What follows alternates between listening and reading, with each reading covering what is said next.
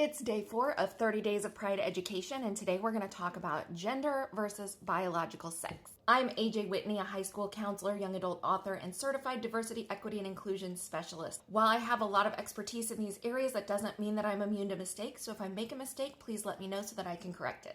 If you've watched my videos these last 2 days, you should have an understanding of the fact that biological sex refers to the physicality of the body. Gender refers to really just the rules that a specific culture or society places on people of one biological sex or another. So while biological sex is physical, gender actually is not. There was a time when this terminology was used interchangeably, where biological sex meant gender. And then we started to discover that biological sex is a lot more complicated than just the two male-female options. As a result, we now understand those two concepts to be completely separate ideas. So is it possible for you to be biologically one sex and have a gender that has a different name? Yes, it is.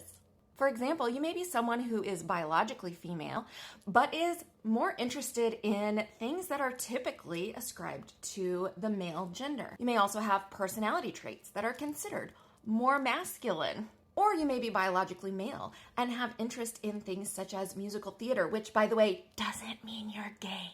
And a lot of times you may have people who are biologically one sex, but they prefer to dress as or engage in the hobbies of the other gender. And the question I have for you today is, what is actually so wrong about that? What is offensive about a woman having great leadership skills or loving football? What is offensive about a man who likes to paint his fingernails or have long hair or even wear a dress? Newsflash, folks, Jesus didn't wear pants. They weren't invented yet. I hope you now have an understanding of the way that your physiology can differ from your gender. I strongly encourage you to take a few minutes and really examine your thoughts and feelings towards a person of a biological sex that perhaps presents following some or even all of the rules that you expect from the other gender. Because when we don't take the time to examine those things, that's where bias and discrimination start.